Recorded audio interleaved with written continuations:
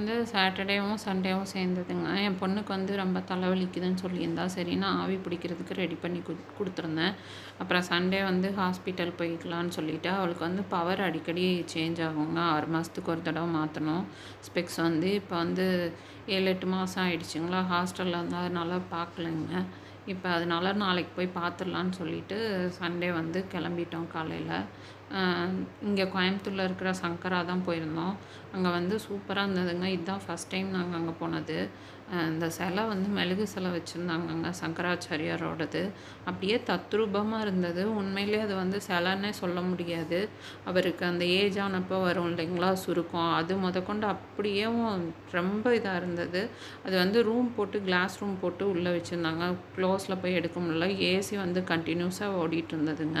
சூப்பரா இருந்துச்சுங்க. அதுக்கப்புறம் பார்த்து முடிச்சுட்டு ஸ்பெக்ஸ் வாங்கிட்டு வந்து பிரியாணி சாப்பிட்டுட்டு வந்துட்டோங்க.